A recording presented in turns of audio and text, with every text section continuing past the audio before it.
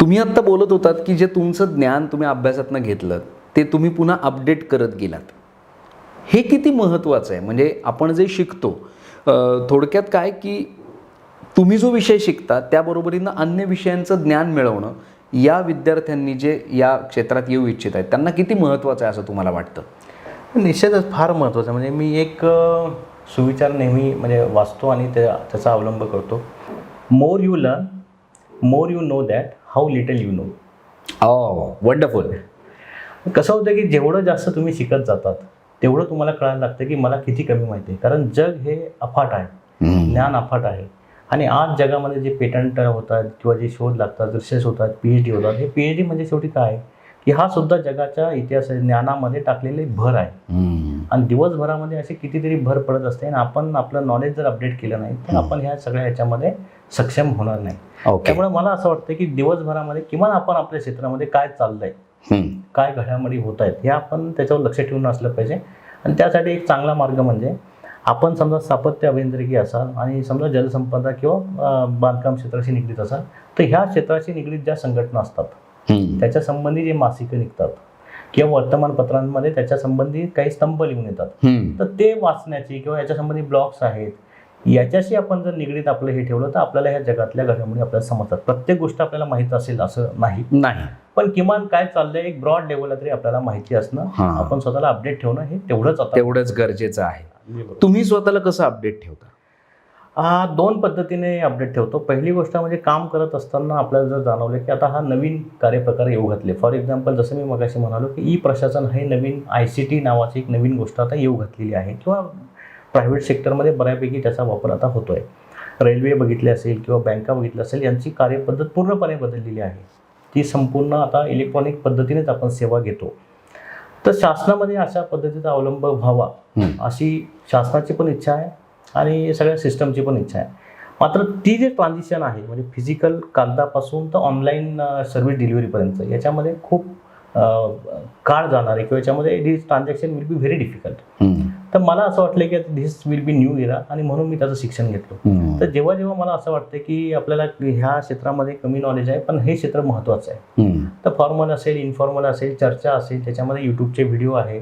आता तर जग इतकं सोपं झालं की कोर्सेरा आहे, EDX आहे, NPTEL आहे. म्हणजे आपण बटन दाबलं की आपल्या समोर एज्युकेशन हजर आहे आणि कुठलाही पैसा खर्च न करता फक्त तुम्हाला द्यायचा वेळ आणि तुमची बुद्धी. तर त्यामुळे मला असं वाटतं की तुमच्यामध्ये इच्छा असेल तर निश्चितपणे कुठलाही विषय तुम्हाला शिकता येईल. अगदी चायनीज भाषा असेल किंवा रोमन आर्किटेक्चर असेल, एखादा इन्स्टिट्यूशनल लॉचा कोर्स असेल, तो सुद्धा कोर्स करणं सहज शक्य आहे आज आपल्याला. आणि दुसरी गोष्ट की आता अभियंत्याची किंवा सरकारी लोकांची धारणा कशी की मला त्याचा काय, मला उपयोग काय त्याचा, तर असं अजिबात नसतं. कुठल्याही गोष्टीचा कुठे ना कुठे आपल्याला त्याचा फायदा निश्चित होत असतो. त्यामुळे सध्या वेळ जर आपल्याकडे असेल तर निश्चित त्याचा उपयोग केला पाहिजे. वाचायला आवडतं? निश्चित. काय वाचता?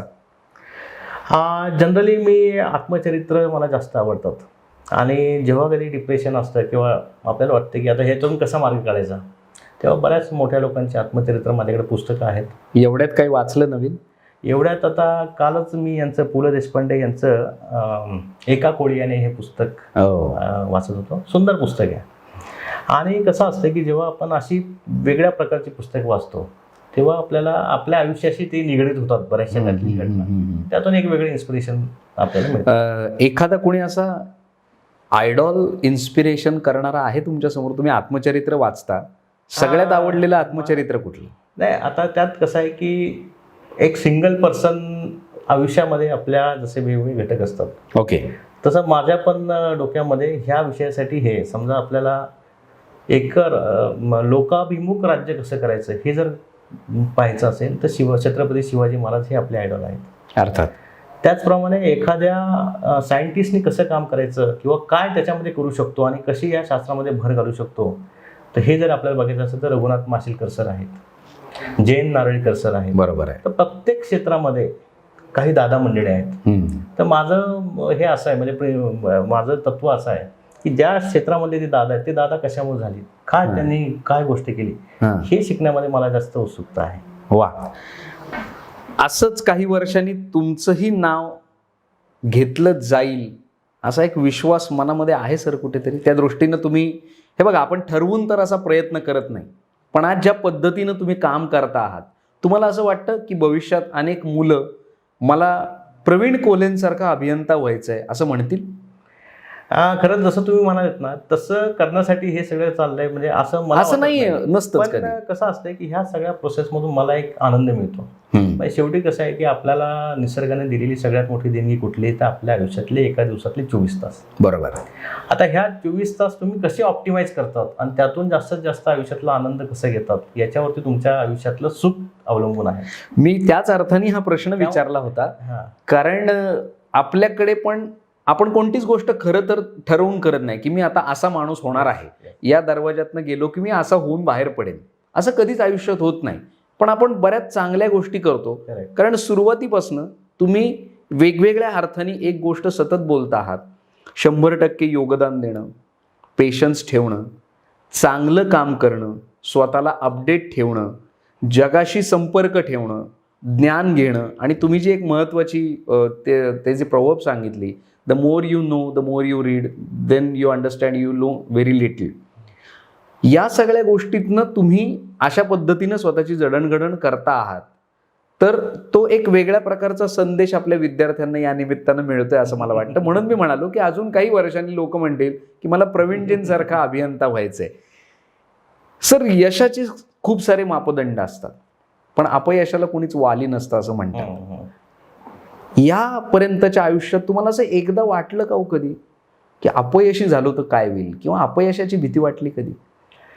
अपयशाची भीती म्हणण्यापेक्षा अपयश मी अनुभवलेलं आहे. बरं. आता माझा तुम्हाला खरा प्रवास सांगायचा हरकत नाही. अगदी. मी 1999 मध्ये अभियांत्रिकीला प्रवेश घेतला अमृतवाहिनी महाविद्यालयामध्ये. आणि जसं मी त्यावेळी सुरुवातीला सांगितलं की आपल्यासमोर कुठले एक निश्चित ध्येय नव्हतं की मला कशासाठी अभियंता व्हायचं हे माहीत नव्हतं.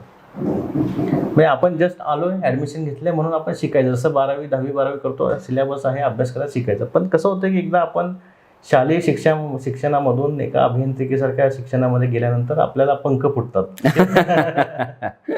अशा बऱ्याचशा गोष्टी त्या आयुष्याच्या काळात झाल्या. आणि त्यामुळे मी पूर्ण अभ्यासापासून डिस्ट्रॅक्ट झालो. बरं. आणि त्या वर्षी मी सगळे विषय नापास झालो. बर. म्हणजे खूपच भरारी झाली पंखांची.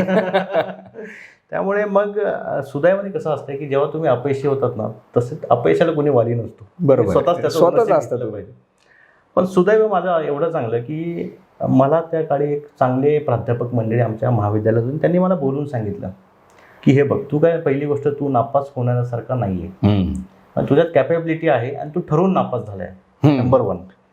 आणि नंबर 2, नापास होऊन तुझ्यासमोर काय तुझं करिअर आहे किंवा तुला काय व्हायचं आहे भविष्यामध्ये, काहीतरी तुला ठरवावं लागेल ना. बरं, आपली फॅमिली बॅकग्राऊंड ग्रामीण शेतकरी कुटुंबातील तू एक मुलगा आहेस, आणि जोपर्यंत तू स्वतःच्या पायावर उभं राहत नाही तोपर्यंत तू कुटुंबाला सुद्धा एक आधार देऊ शकणार नाही. बरोबर आहे.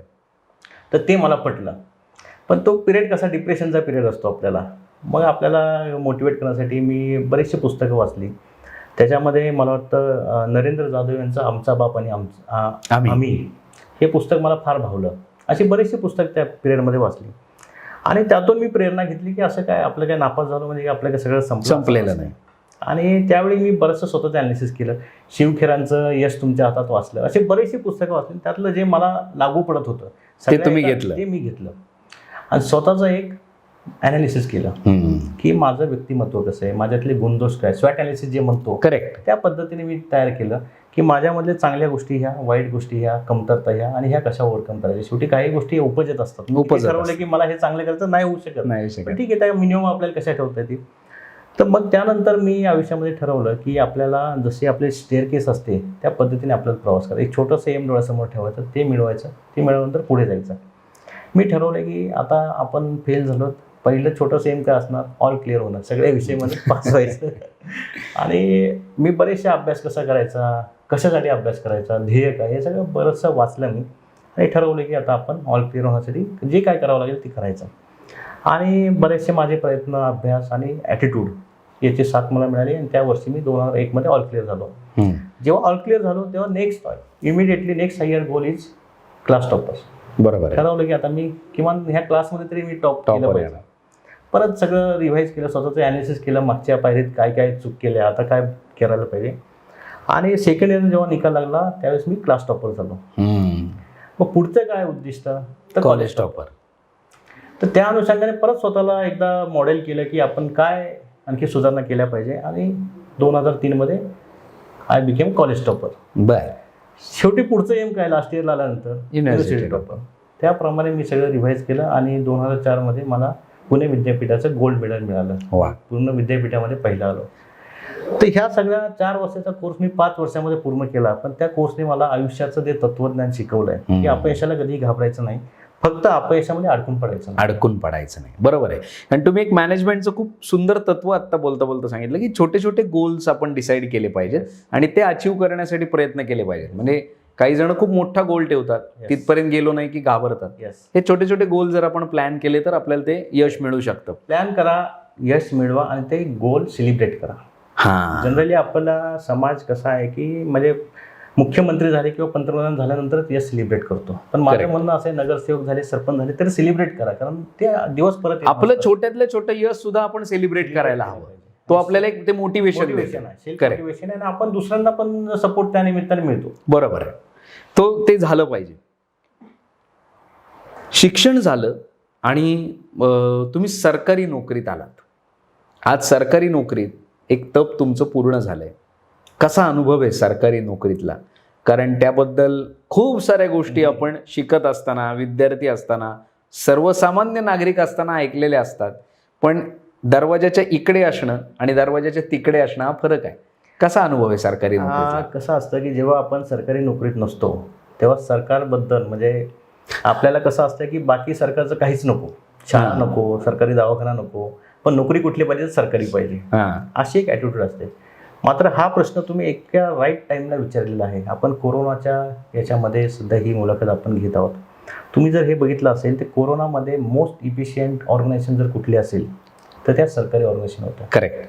भले त्याच्यामध्ये खूप साऱ्या अडचणी असतील, लॅकुनाज असतील, इनकॉम्पिटन्सी असेल, बऱ्याचशा गोष्टी असतील, पण असं असताना देखील एक सामाजिक भान ठेवून ह्या सगळ्या यंत्रणांनी त्यांनी त्यांचं काम केलेलं आहे. अदरवाईज हा इपिडेमिकचा धोका आणि कोलॅप्स ऑफ गव्हर्नन्स हा धोका फार मोठा झाला असता. तर जेव्हा आपण एक थर्ड पार्टी म्हणून किंवा एक नागरिक म्हणून सरकारकडे बघतो तेव्हा आपल्याला लॅकुनाज दिसतात. जेव्हा सरकारमध्ये येतो तेव्हा आपल्याला जाणवते की आपल्याला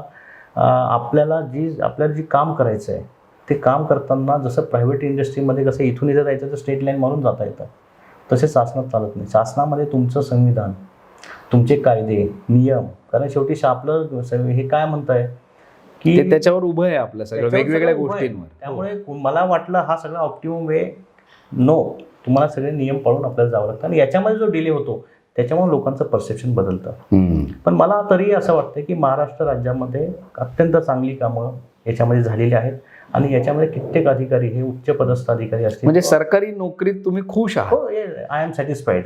आणि तुम्हाला असं वाटतं की तुम्ही जे काही ठरवलं होतं ते तुम्हाला थोडं थोडं का होईना अचीव करता येते? कसं होतं की ज्या दिवशी मी सरकारी नोकरीत आलो तेव्हा मला माहीत नव्हते की आपला पुढचा प्रवास कसा होणार आहे. बरोबर आहे. त्यामुळे जी पहिली पोस्टिंग मिळत जाईल तेवढ्या पोस्टिंग पुरता मी विचार केला की ह्या माझ्या सध्याच्या ज्युरिडिक्शनमध्ये ज्या ज्या अडचणी आहेत किंवा जे प्रश्न आहेत त्याचे 100% प्रश्न सोडवणं मला शक्य आहे की माहीत नाही. क्रिटिकल प्रश्न आहेत, बॉटलनेक्स आहेत, ते जर सोडवण्याचा मी प्रयत्न केला तर निश्चित त्याचा फायदा आपल्याला मिळतो. त्यामुळे मला असं वाटतं की ही संपूर्ण जर्नी ही माझ्यासाठी एक समाधानाची आणि यशाची आहे. शेवटचे 2 प्रश्न विचारणार आहे सर मी तुम्हाला आता. पहिला प्रश्न आहे तो, आपण खरं तर तुमचा हा सगळा इंटरव्ह्यू हा इटसेल्फ एक चांगल्या पद्धतीचं मार्गदर्शन मुलांना आपण करतोय, पण तरीसुद्धा या क्षेत्रात आज जी मुलं येत आहेत किंवा येऊ इच्छित आहेत, अभ्यास करतायत, त्यांच्यासाठी अभ्यास कसा करायचा आणि कशा पद्धतीनं तयार करायचं स्वतःला, यासाठी तुम्ही काय टिप्स त्यांना द्याल? पहिली गोष्ट तर मी तुम्हाला असं सांगेल की सगळ्यात प्रथम आपण आपल्या आयुष्याचं एक उद्दिष्ट लिहिलं पाहिजे. जसं प्रत्येक कंपनीला मिशन स्टेटमेंट असतं तसं मिशन स्टेटमेंट आपल्या लाईफला आपण लिहिलं पाहिजे. भले हे मिशन स्टेटमेंट तुम्ही तुमच्या स्वतःपुरतं जरी ठेवलं तरी चालेल, पण आपण स्वतःला कमिट केलं पाहिजे की माझ्या आयुष्यामध्ये पुढच्या 10 वर्षामध्ये 5 वर्षामध्ये ह्या गोष्टी मी करणार आहे आणि हे माझ्या आयुष्याचं ऑब्जेक्टिव्ह आहे. हे जर आपलं ठरलं असेल तर मग दुसरा प्रश्न येतो, हे मिशन तुम्ही अचीव्ह कसं करायचं. मग स्पर्धा परीक्षा हे जर तुमचं मीडियम असेल ते मिशन अचीव्ह करण्याचं, तर स्पर्धा परीक्षेचे टप्पे काय हे आपण समजून घेतले पाहिजे. मग याच्यामध्ये आधी प्राथमिक पूर्व परीक्षा आहे, मुख्य परीक्षा आहे, मुलाखत आहे, त्यानंतर मेडिकल टेस्ट आहे, नंतर जॉईनिंग आहे. तर ह्या प्रत्येक टप्प्यामध्ये जे काही एक्झामिनेशन होणार आहे त्याला क्वालिफाय करण्यासाठी आपण सक्षम आहोत का हे आपण तपासून घेतलं पाहिजे. ते झाल्यानंतर मग याचा सिलेबस काय आहे, मागच्या वर्षी विचारलेले प्रश्न काय आहेत, कुणाचं मार्गदर्शन याच्यामध्ये घेतलं पाहिजे, माझ्याकडे वेळ किती आहे, या सगळ्या अभ्यासाचं मी नियोजन कसं केलं पाहिजे. बरोबर. इतकं मायन्यूट प्लॅनिंग आपण केलं पाहिजे की जसं याच्यामध्ये आपल्या मॅनेजमेंटमध्ये आम्ही शिकतो की मॅनेजमेंटमध्ये 2 प्रकारचं मॅनेजमेंट असतं. एक आहे ट्रॅडिशनल प्रोजेक्ट मॅनेजमेंट आणि दुसरं आहे रिसर्च ओरिएंटेड मॅनेजमेंट, की जे ट्रॅडिशनल मॅनेजमेंट आहे ते आपण CPM मेथडने आपण त्याचं प्लॅनिंग करतो की आपल्याला माहिती आहे हे झाल्यानंतर हे झाल्यानंतर हे. पण जे मिसाईल बनवतात किंवा एखादं रॉकेट लॉन्चिंग करतात त्याच्यामध्ये आपल्याला माहीत नसतं की हे होईल की नाही. ट्रायल एरर असते. तर स्पर्धा परीक्षा हे देखील मला असं वाटतं की this is a trial error process. मग कसं आहे की एक ऑब्जेक्टिव्ह तुम्हाला अचीव्ह करण्यासाठी काय काय इनपुट लागतील, त्याची मेथोडॉलॉजी सगळी रेसिपी काय असेल, त्यातून तुम्हाला काय मिळवायचं आहे आणि ते मिळवल्यानंतर पुढचा टप्पा काय आहे. आणि हे सगळं ट्रायल एरर जेव्हा आपण याच्यामध्ये काम करत असतो तेव्हा बराचसा डिले होतो. आपण ठरवतो की हे सब्जेक्ट 4 दिवसात संपवायचा, संपत नाही. तर हे सगळं डायनॅमिक ठेवून आपण सगळं रिवाईज करणं आणि सगळ्यात महत्त्वाचं हे सगळं करत असताना आपण डिमोरलाइज होऊ नये म्हणून आपला मोरल आपण हाय ठेवण्यासाठी काहीतरी चांगली पुस्तकं वाचणे, एक चांगली संघ त्याच्यामध्ये असणे आणि स्वतःसमोर एक मोटिवेशन कुणीतरी ठेवणे हे मला वाटतं की म्हणजे छंद पण जोपासले पाहिजेत आपण. ते आपल्याला मोटिवेट करतात. या काळात खूप जणांनी त्याच्यामुळे फायदा झाल्याचं नोंदवलेलं पण आहे. आणि आता शेवटचा प्रश्न, अभ्यासाच्या टिप्स झाल्या, तुमचा प्रवास आम्ही ऐकला, हे सगळं करत असताना तुम्ही तुमच्या आजवरच्या या सगळ्या प्रवासामध्ये कुठल्या गोष्टींना फॉलो करत आज या पदापर्यंत पोहोचला आहात असं तुम्हाला वाटतं आणि या निमित्तानं तुम्ही आमच्या विद्यार्थ्यांना काय संदेश द्याल? मला असं वाटतं की पहिली गोष्ट म्हणजे एखादी गोष्ट करायची आहे ती आपण करायचा निर्णय घेणे. बऱ्याचदा निर्णय न घेणे हीच एक कमतरता आपल्यामध्ये असते. म्हणजे बरेचसे दिवस आपले MPSCची तयारी करू की नको करू की याच्यापेक्षा वेगळा जॉब घेऊ याच्या डिलेमामध्ये जातो. बरोबर. माझं म्हणणं निर्णय चुकत असेल तर चुकू द्या, पण निर्णय घ्या. नंबर 1. नंबर 2, हा निर्णय घेतल्यानंतर कधी त्याच्याबद्दल रिग्रेट वाटू देऊ नका. कारण शेवटी आपलं आयुष्य आहे, त्याच्यामध्ये चांगले निर्णय देखील आपल्याला चांगले शिकवतात, वाईट निर्णय देखील आपल्याला जास्त चांगले शिकवतात. फक्त त्यातून आपण काय कॅच करतो हे जास्त महत्त्वाचं आहे. आणि नंबर 3 आणि शेवटची गोष्ट की आपल्यामध्ये संयम असणं अत्यंत आवश्यक आहे. एखाद्या परीक्षेमध्ये आपल्याला अपयश जरी आलं किंवा आपल्याला जशी पाहिजे तशी पोस्ट मिळाली नसेल आणि आयुष्यामध्ये हे केवळ MPSCमध्ये एकदा क्वालिफाय होऊन त्या पदावर येणं ही जस्ट आपल्या आयुष्याची सुरुवात आहे. खरी परीक्षा त्याच्या पुढे आहे. डिपार्टमेंटमध्ये जेव्हा तुम्ही जॉब कराल तेव्हा तुमची रोज परीक्षा होणार आहे. तर आपण त्याला सक्षम आहोत का या सगळ्या प्रेशरला आणि या सगळ्या वातावरणाला तोंड देण्यासाठी, हे मला वाटतं जास्त महत्त्वाचं आहे. आणि त्यामुळे यश मिळेल की नाही हे याचा विचार न करता जेवढी आपली कॅपेबिलिटी आहे, जेवढी आपण सक्षम आहोत तेवढं इफर्ट आपण दिले पाहिजे आणि यश द्यायचे की नाही हे समोरच्यावर आपण सोडलं पाहिजे. म्हणजे थोडक्यात कर्मण्येव अधिकार असते मा फलेषु कदाचन. करेक्ट आहे सर. खूपच सहज तुम्ही तुमचा सगळा प्रवासाचा आमच्यासमोर मांडलात आणि खूप महत्त्वाच्या गोष्टी आमच्या विद्यार्थ्यांना सांगितल्यात. अगदी सारांश काढायचा झाला तर maintain your attitude, be positive आणि सगळ्यात महत्त्वाचं बी पेशंट अँड काम. म्हणजे शांत राहा तरच तुम्हाला यश मिळणार आहे. ठरवलंय ते मिळवण्यासाठी सगळं काही करा, त्याच्यासाठी 100% प्रयत्न करा. हेच मला वाटतं प्रवीणजींनी सांगितलं. सर तुम्ही आलात, इन्फिनिटी अकॅडमीच्या या खास कार्यक्रमामध्ये तुम्ही आमच्याशी संवाद साधलात आणि खूप सुंदर टिप्स दिल्यात, त्याबद्दल तुमचे मनापासून आभार. सर्वांना शुभेच्छा. धन्यवाद. धन्यवाद.